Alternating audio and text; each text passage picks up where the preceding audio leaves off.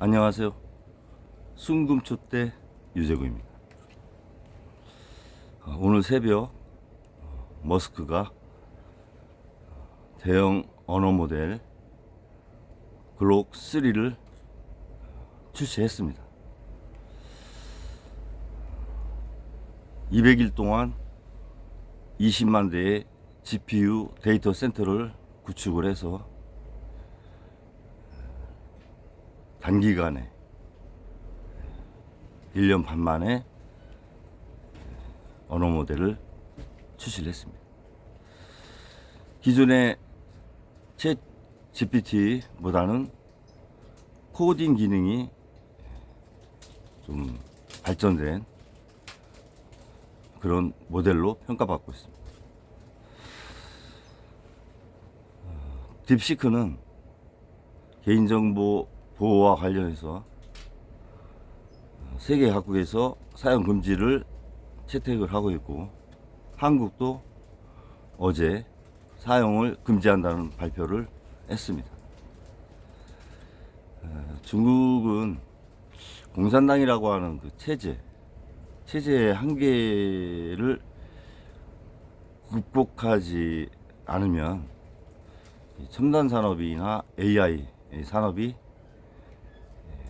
발전하는데, 지난 동영상에서도 말씀드렸지만 한계가 있지 않느냐.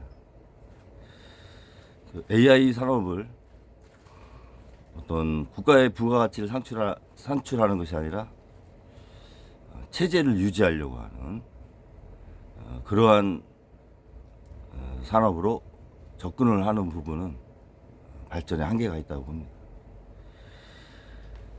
챗 GPT가 2023년 1월에 출시되고, 딥시크가 작년 연말에 출시되고, 2년이 지난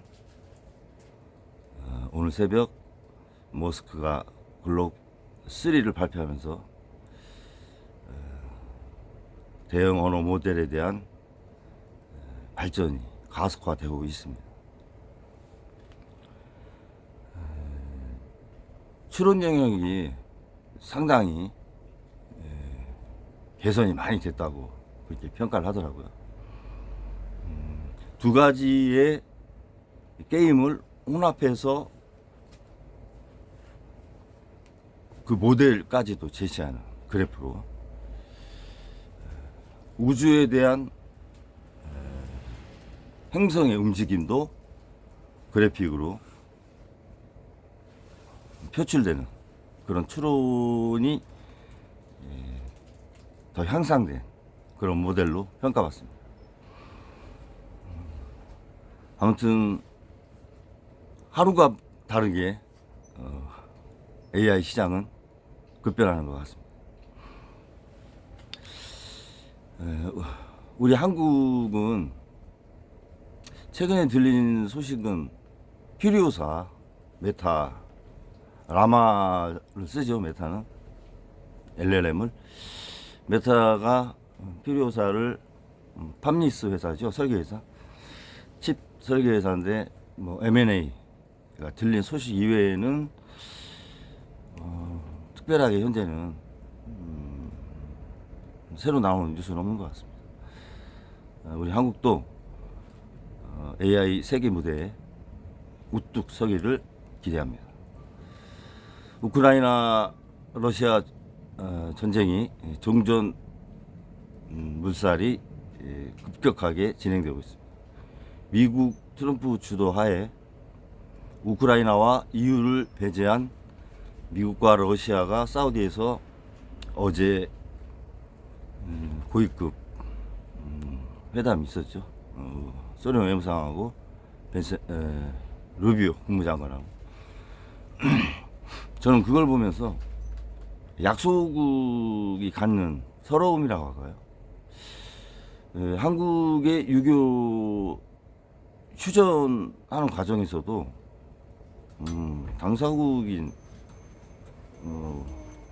당사국들은 배제된 상태에서 그렇게 휴전 협정이 된 거 아닙니까? 본인들 당사자의 의사가 반영되지 않는 참 그런 국제 질서, 힘의 논리, 그런 건 또 변하지 않은 것 같습니다. 지금 러시아는 우크라이나 지역의 5분의 1을 점령을 했죠. 동부에 돈바스를 중심으로 해서 크림반도까지. 그 점령한 20%의 경제적 가치, 지하자원까지 해서 1경 8천조 정도 된다 하더라고요. 굉장한 큰 금액입니다. 거기를 제외한 나머지 우크라이나 서부 쪽은 공업 지역이 아니기 때문에 경제 가치는 지금 러시아가 점령한 지역이 대부분을 차지하고 있는 그런 상황이고, 미국 트럼프도 전비를 신문 보도에 의하면은 150조에서 200조 사이 지원했고, 유럽도 독일이 한 70조, 유로가 한 70조, 한 150조 했죠. 근데 720조를 배상을 해라, 이렇게 지금 뭐 하는 상황이기 때문에 720조 우크라이나 GDP가 20배인가 그 정도 된다 하더라고요. 그러니까 우리나라 예산보다도 많고 1년 예산보다 많고 우크라이나 예산의 20배인가 뭐 아무튼 상당한, 우크라이나 입장에서는 받아들이기 어려운데 2022년도 상태에서 종전을 하면 합의를 하겠다. 그럼 2022년도의 상태라고 하는 것은 크림반도를 포기하는 겁니다. 2014년에 크림반도가 러시아가 그렇게 점령을 했기 때문에, 그럼 크림반도는 배제하고 기존의 우크라이나 영역만 유지하는 거로 종전을 협상을 내놓은 상태죠. 그렇죠. 뭐 미국과 러시아의 이해득실로 종전이 진행되는 상황. 참 보기 좀 안 좋죠. 모양새가. 독일이나 EU도 나름의 지분을 갖고 있지 않습니까? 그런데 그렇게 배제한다는 것은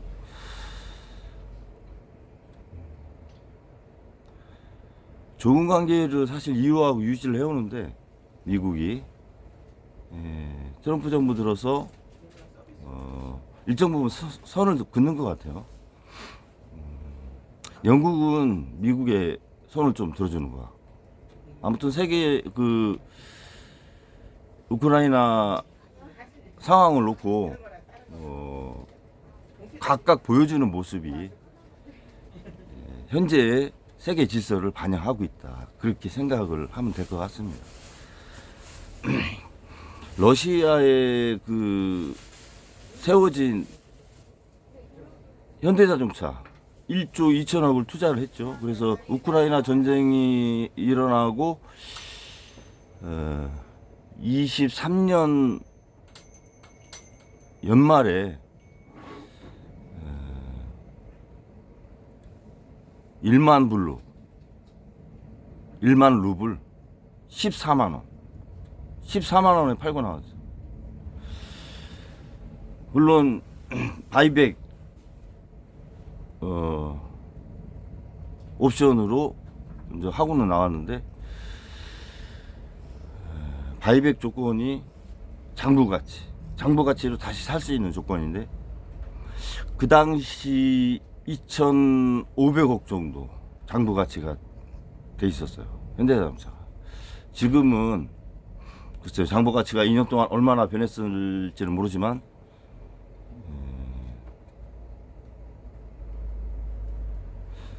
14만 원 주고 파는 걸 다시 몇천억 주고 다시 또 사야 되는, 참 이런 상황이 안타깝습니다, 사실. 그리고 2년 동안 공장이 멈춰 있지는 않았어요. 중국 자동차를 생산을 일부분 하고 있었습니다. 현대차 공장에서. 그리고 중국 자동차가 시장을 많이 또 2년 동안 러시아에 점유를 한 상태라 현대차가 지금 들어가서 다시 공장을 뭐 예를 들어서 2천억이든 3천억이든 사서 재가동을 하는데 들어가는 비용 뭐 여러 가지를 고려했을 때 손익분기점을 넘어설 수 있느냐, 그리고 그만한 가치가 있느냐. 나름대로 이제 현대차에서 지금의 미국 관세 부분 고려해서 판단을 잘 하겠죠. 얼마 안 남았어요. 아무튼 국익과 또 현대차에 도움이 되는 그런 결정이 되길 희망하면서 철저하게 힘의 논리로 이루어진 세계 질서, 생태계, 그 토대 위에 대한민국이 서 있는 겁니다.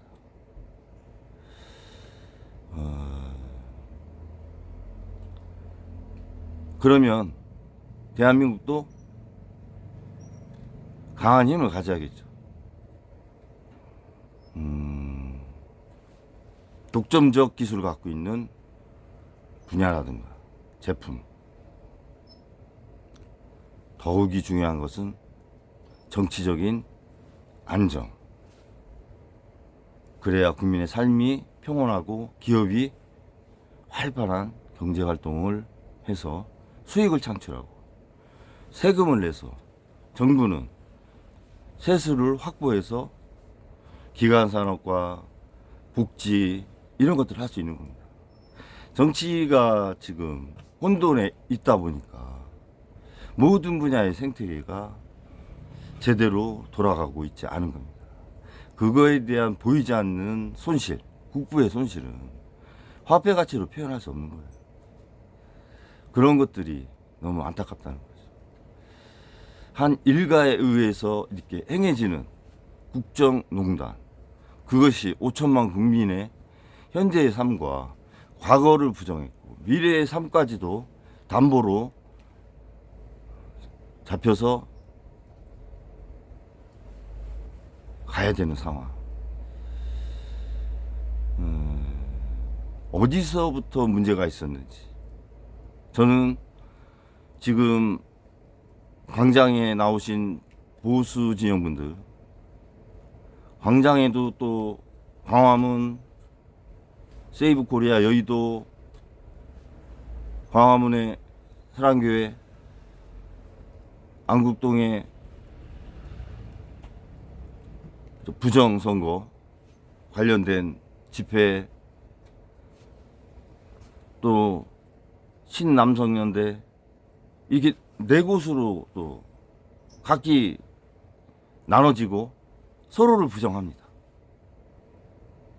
저는 과연 한 상황을 놓고 서로 다르게 다툼을 하면서 또 가잖아요. 그것은 저는 지분 싸움을 하고 있다, 이렇게밖에 생각이 안 들어요. 각자의 보수 진영, 국민의힘에 대한 지분을 얼마를 더 가지려고 하는가에 대한 욕망이다. 국가와 국민과 민족의 중심이 아니라 일부 공동체, 집단의 지분 갈등, 그게 어떻게 자유민주주의를 외치는 목소리고 탄핵 반대를 외치는 근거가 되겠습니까? 그런 면에서 저는 보수 진영이 새롭게 정립을 하셔야 되고, 종교하고는 분리되는, 재정 분리되는 정치가 돼야 되지 않느냐, 그런 생각을 많이 갖게 됩니다. 보수 대통령분들이 퇴임 이후 좋지 않은